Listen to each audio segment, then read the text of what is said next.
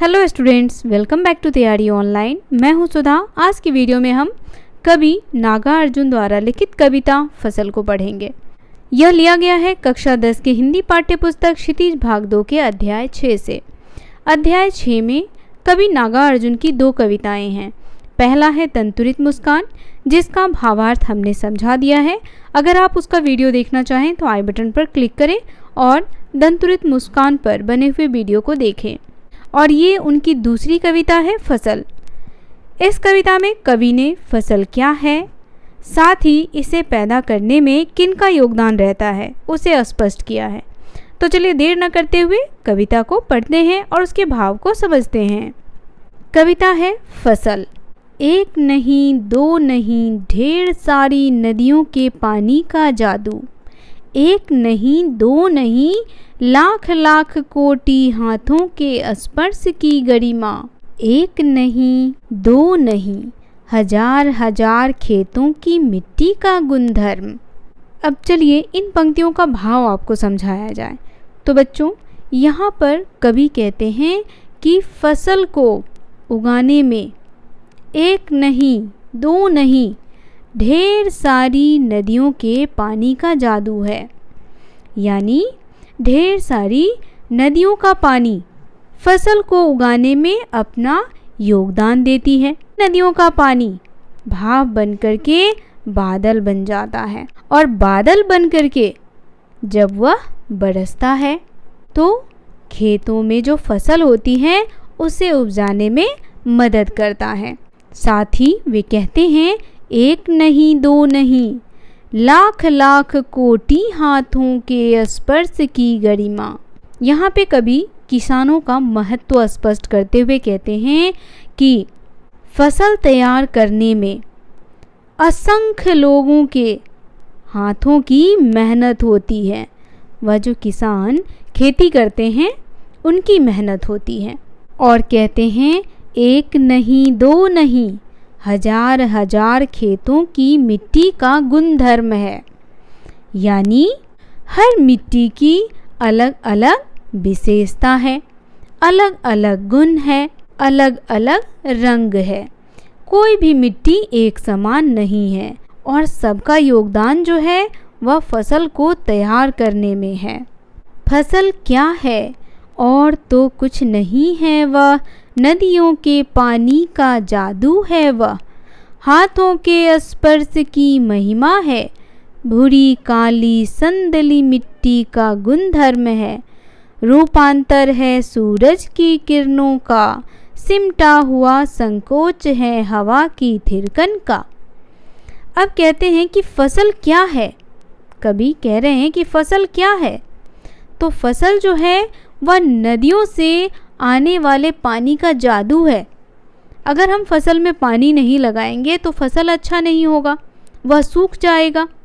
अगर किसान मेहनत नहीं करेगा तो अच्छी फसल कहाँ से आएगी। और साथ ही मिट्टियों की भी जादू है। कहीं भूरी मिट्टी है, कहीं काली मिट्टी है, कहीं संदली मिट्टी है। तो हर एक फसल के लिए अलग अलग तरह की मिट्टियों की भी आवश्यकता होती है।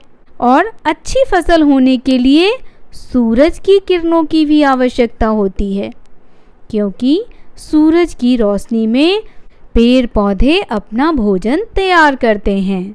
इसीलिए कवि कहते हैं कि मंद हवाओं का स्पर्श भी फसल को तैयार करने के लिए बहुत ही आवश्यक है। इन सब के मिलने से ही हमारी फसल तैयार हो जाती है। चलिए बच्चों, अब आपको बता दें कि आप इसका भावार्थ कैसे लिखेंगे। तो यहाँ देखिए, प्रस्तुत पंक्तियों में कवि ने हमें यह बताने का प्रयास किया है कि फसल किसी एक व्यक्ति के परिश्रम या फिर केवल जल या मिट्टी से नहीं उगती। इसके लिए बहुत अनुकूल वातावरण की ज़रूरत होती है। इसी के बारे में आगे लिखते हुए कवि ने कहा है कि एक नहीं दो नहीं लाखों लाखों नदी के पानी के मिलने से फसल पैदा होती है। किसी एक नदी में केवल एक ही प्रकार के गुण होते हैं, लेकिन जब कई तरह की नदियाँ आपस में मिलती हैं तो उसमें सारे गुण आ जाते हैं। जो बीजों को अंकुरित होने में सहायता करते हैं और फसल खिल उठती हैं। ठीक इसी प्रकार केवल एक या दो नहीं, बल्कि हजारों लाखों लोगों की मेहनत और पसीने से यह धरती उपजाऊ बनती है और उसमें बीज अंकुरित होते हैं। खेतों में केवल एक खेत की मिट्टी नहीं, बल्कि कई खेतों की मिट्टी मिलती है, तब जाकर वह उपजाऊ बनते हैं। तो इस प्रकार से आप इसकी व्याख्या या भावार्थ लिख सकते हैं। दूसरा देखिए, प्रस्तुत पंक्ति में कवि हमसे यह प्रश्न करते हैं कि यह फसल क्या है, अर्थात यह कहाँ से और कैसे पैदा होता है। इसके बाद कवि खुद इसका उत्तर देते हुए कहते हैं कि फसल और कुछ नहीं, बल्कि नदियों के पानी का जादू है, किसानों के हाथों के स्पर्श की महिमा है। यह मिट्टियों का ऐसा गुण है जो उसे सोने से भी ज़्यादा मूल्यवान बना देती है। यह सूरज की किरणों एवं हवा का उपकार है, जिसके कारण यह फसल पैदा होती है।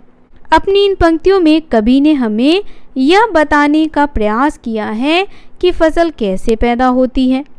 हम इसी अनाज के कारण जिंदा हैं, तो हमें यह जरूर पता होना चाहिए कि आखिर इन फसलों का पैदा करने में नदी, आकाश, हवा, पानी, मिट्टी एवं किसान के परिश्रम की ज़रूरत पड़ती है, जिससे हमें उनके महत्व का ज्ञान हो।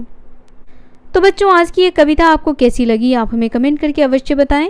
वीडियो पसंद आया हो तो इसे लाइक करें और अपने दोस्तों के साथ शेयर करना बिल्कुल ना भूलें। यदि आप हमारा सपोर्ट करना चाहते हैं तो चैनल को सब्सक्राइब करें, वीडियो को ज़्यादा से ज़्यादा अपने दोस्तों को शेयर करें। तो मिलते हैं आपसे अगले अध्याय के साथ। तब तक के लिए आप सभी का बहुत बहुत धन्यवाद।